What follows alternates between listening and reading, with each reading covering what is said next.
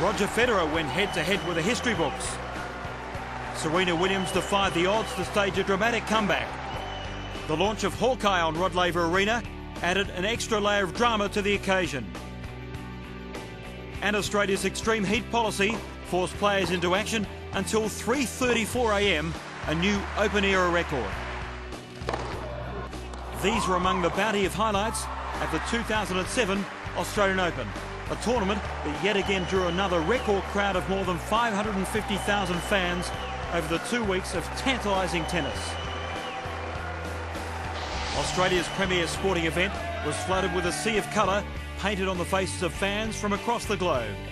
The locals, however, dressed in green and gold, were pinning their hopes once again on Leighton Hewitt and Alicia Molik to break a 29-year drought since an Australian had won this tournament. But their hopes were dashed once again, with Hewitt ousted in the third round by the surprise package of the tournament, Chile's Fernando Gonzalez, and Molik falling to Patti Schnyder in the third round as well.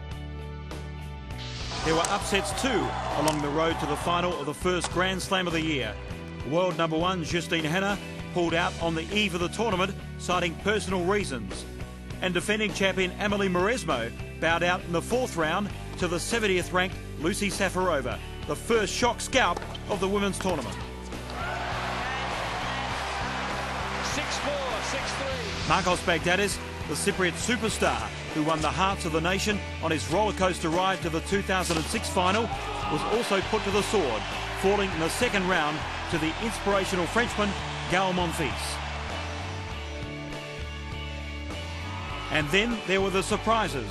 Israel Shahar-Peer, who came within a whisker of dumping Serena Williams at the quarter-final stage.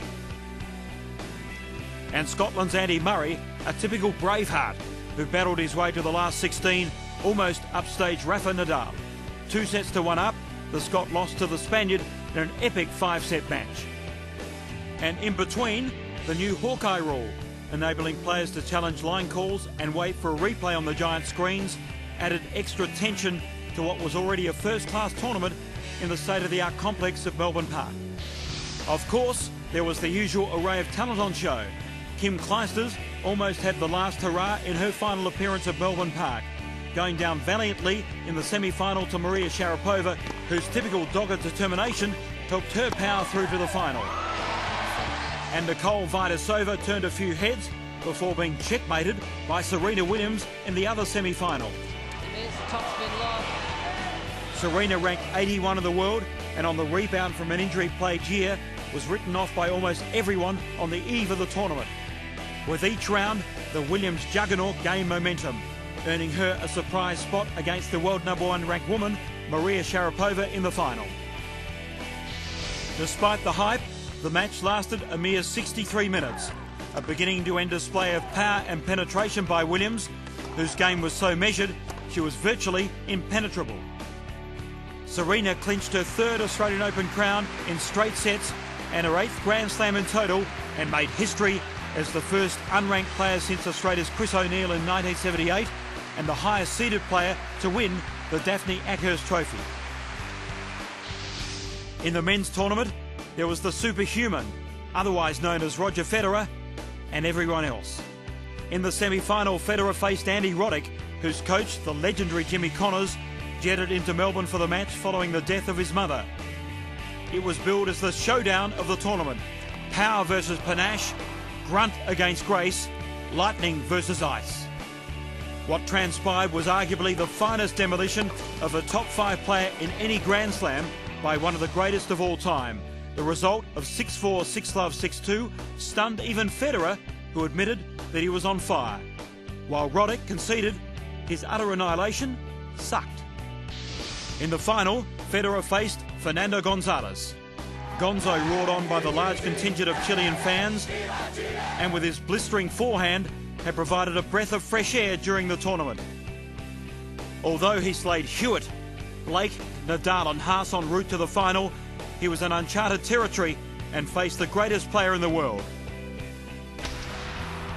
Most commentators were more interested in how Federer's third Australian Open crown would affect the history books and whether he could win the tournament without dropping a single set the first time a man had done so at a Grand Slam level since Bjorn Borg at Roland Garros in 1982. Gonzalez, the red-hot Chilean, who upstaged his rivals with power and precision, was simply an inconvenient obstacle along the way. And so it was, with eminent flair and focus, the Swiss master fell to the ground after 2 hours and 20 minutes as he won his third Australian crown and 10th Grand Slam title, edging one step closer to Pete Sampras' record of 14. It was a tournament that exceeded all expectations, that had all the thrills and spills fans have come to expect from the Australian Open. And in the end delivered two champions, two tennis greats, two legends. Roll on January 2008.